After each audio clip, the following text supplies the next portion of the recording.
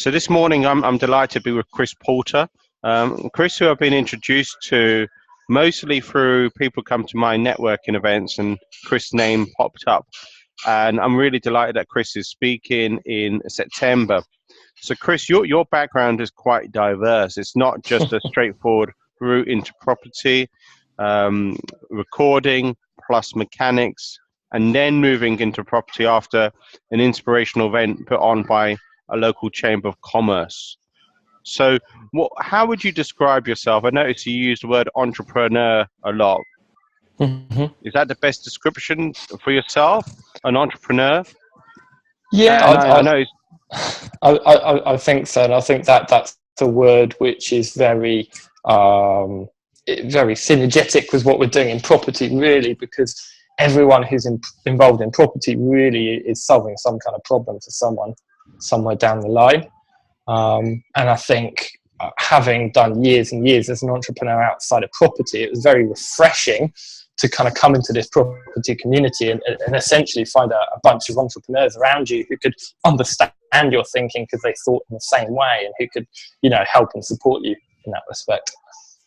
So, look, we hear a lot about service accommodation, Chris. I certainly do, because I think it was last year I had my first service accommodation panel in central London and had to really swat up in terms of what was happening, and was really helped by speaking to people like John Kerr, who's got really refreshing attitude, got huge time for John, opened his door and really answered a lot of questions, which to an outsider can be quite confusing because there's so many different channel managers, and I'm sure, different booking systems, whether it's Stripe. So look, if people are listening to this and thinking, is service accommodation the right strategy for us? What ticked your box? Why was it service accommodation rather than a different strategy? I think for us with serviced accommodation, we just saw the opportunity to be able to jump into it at a level that we wouldn't have been able to do with anything else, I think. Mine and my business partner Richie's situation was very specific, in that we'd been running a previous business, and we kind of come to a crossroads where we had to decide, do we put all of our time, energy and money over the next few years in this, or do we actually start to focus on the property, which we've been looking at for about 18 months and knew there was massive amounts of potential in. So it meant that if we were going to do this, we actually needed to jump in straight away and replace both of our incomes, because, Richie had a family to support, I had to, live. So it meant that we couldn't really afford to kind of do the typical progression in property where over a couple of years you start to build up a few single lets, and then maybe get an HMO or two and do that kind of traditional route. So for us, it was very much a case of what is going to allow us to jump in at a level where we can kind of replace our salary straight away. And certainly we started before we'd left the previous business looking at sourcing, and had got talking to quite a few vendors around properties, and the ones which really excited us were the larger properties. So we looked at a few care homes, and those type of properties, 20, 25 bed care homes, because we felt they had a lot of potential and relatively underpriced on the market. And almost by accident, we found, speaking to our planning consultants, that there was no way we were going to get permission to turn that into giant HMO. But they said, well, yeah, but if you do serviced accommodation, then that'd be fine, because that's basically a hotel, and the council's local plan, a lot of it is around building the local economy through tourism. So they're pretty much obliged to say yes to any kind of C1 application. So we went, okay, that's interesting. Let's find out a bit more about that. And just to add, Chris, Southampton, for people who don't know, I'm not an expert on Southampton by any way, but it's a major cruise port.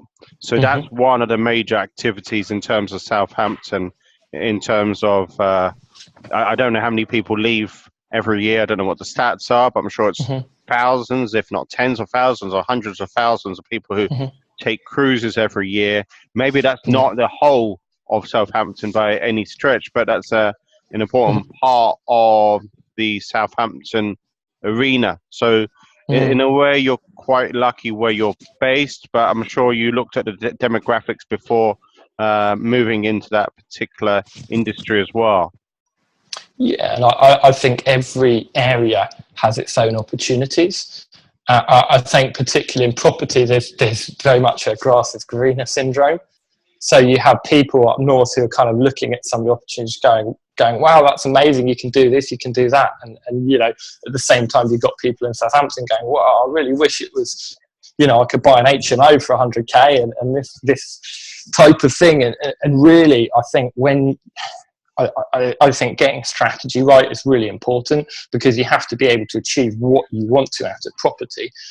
And so that starts with kind of looking at what you're good at, what your skills are, what resources you have at your disposal, but then looking at your area and go, okay, so what type of opportunities might be in this area which would work for me? And usually there's going to be something which is going to fit in with what you're trying to achieve. And if not, then maybe that's why you go when you go a little bit kind of further afield. Look, we've briefly looked at the service accommodation. We can go in a lot more detail, and I'm sure we will on that September evening. Look, there's a few things, you know, which I notice a lot on webs, you know, Facebook mostly, when I look at service accommodation, challenges which people have. We briefly mentioned a challenge which you had. So it's not always rosy in terms of service accommodation. There can be challenges as well. Do you mind sharing the challenge which we went through offline? Yeah, absolutely. Well, we were discussing booking.com, for instance, because that provides probably 70 to 80% of the bookings for most of the service accommodation businesses I know. Certainly at the beginning, before you start to build up your own client base. And so a lot of the feedback which you see online is around the difficulties of working with booking.com, which, you know, a lot of the criticism is very fair. But I also feel like because they're such a big company, a lot of the parts don't talk to each other. But once you understand what it is and how it works, it's much easier to deal with it. You know, so for instance, if we're trying to get something done and we phone them up, quite often you'll get not a great person on the phone. And we learned very early on that you just put the phone down and pick up and phone someone else and get someone useful, because there's no point wasting your time and their time on it. So, I mean, one specific challenge we've had recently is with regards to a guest who basically turned up at the property, had a look round, said, no, this isn't up to standard, left. And really the next week we knew about it. A couple of weeks later, we're getting a bill for 600 quid from booking.com, because they've gone and stayed in the local 5-star hotel, and booking.com are trying to charge us for relocating the guest. Sure. I was going to say, so in terms of the challenges and overcoming challenges and creating that momentum, how do you let that challenge not really hinder you, but help you grow your business? Because it's all about growth at the end of the day. Yeah, and I think, like a lot of businesses, serviced accommodation is around systemization and processes. So how do you use something like this to help you grow your business? Well, you always take your lessons and you always feedback those changes into the business. And I think that's probably the biggest thing we can do. Most of your feedback is going to come from the customers. So the more you're driving customer feedback, the more your business is going to improve. But obviously you can learn from things like this as well. So now in this particular case, unsurprisingly, we didn't have a process in place for something like this happening, because it's relatively unusual.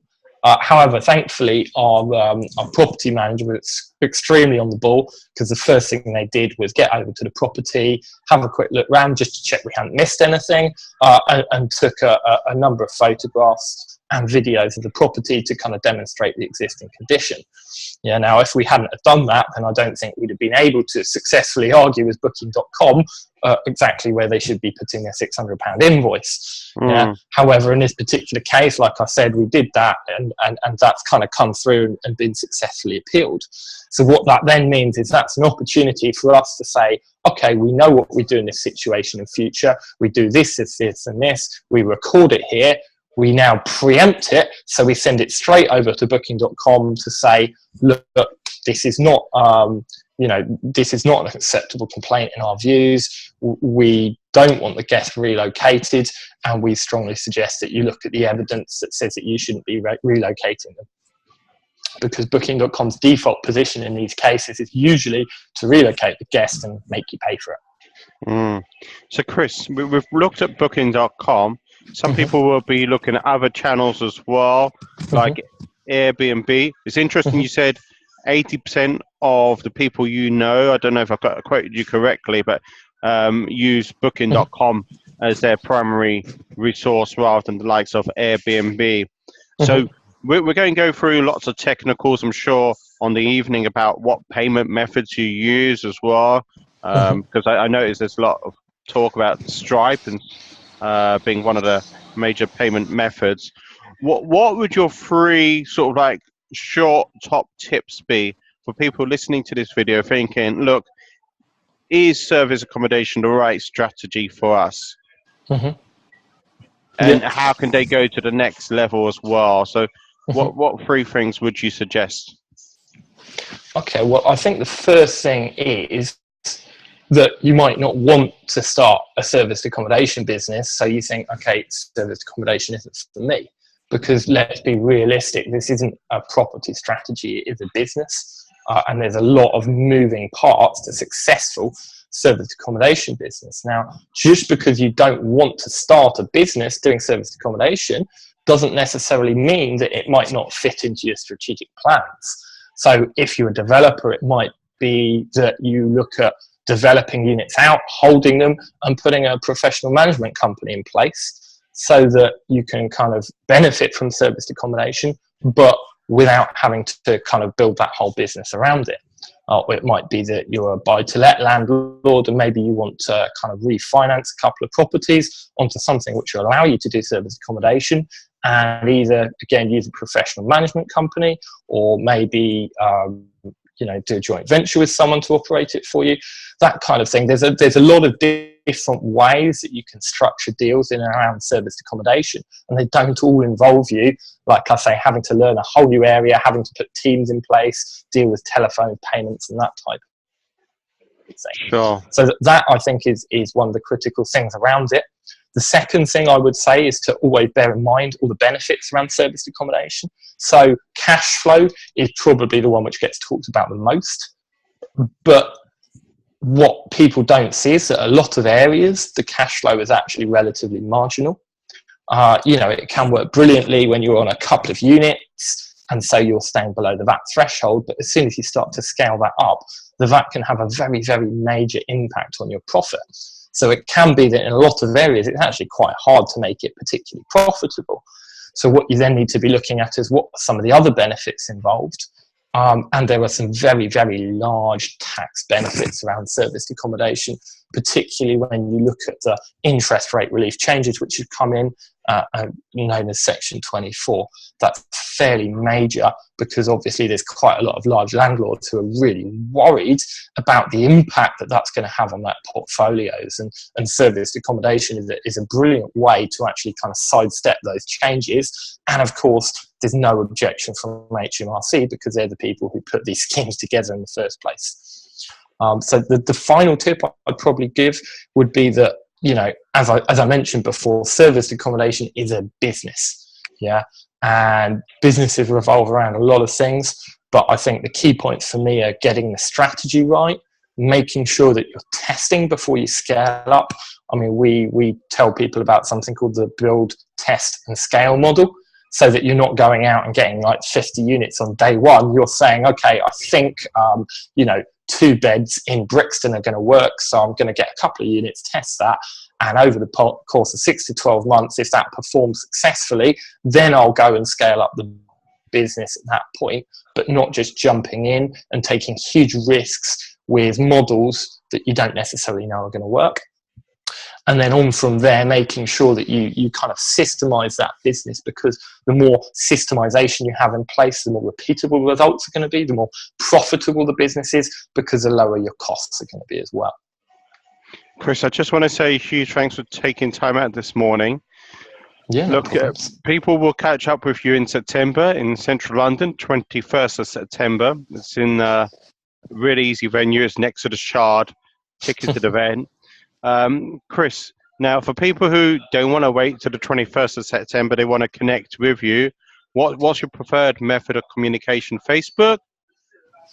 Yeah, the best thing to do is just search for the Serviced Accommodation podcast on Facebook, where me and Richie give massive amounts of information, on the strategic elements of serviced accommodation, technical elements, all the kind of things surrounding it. We're nearly up at 25 episodes there, so there's a huge amount of kind of free content on there, which other people charge, thousands for the training. So, that's a really fantastic place to kind of start learning a bit more around it.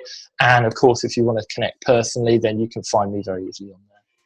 Chris, I just want to say a huge thanks for taking time out this morning. I want to say huge thanks to the listeners as well. And I want to say to the listeners, if there's a particular person you want me to interview, it doesn't need to necessarily be London-based, can be based overseas as well, but more relevant usually if they're based in the UK. So huge thanks, Chris, and huge thanks to the listeners as well. Thank you. Cheers.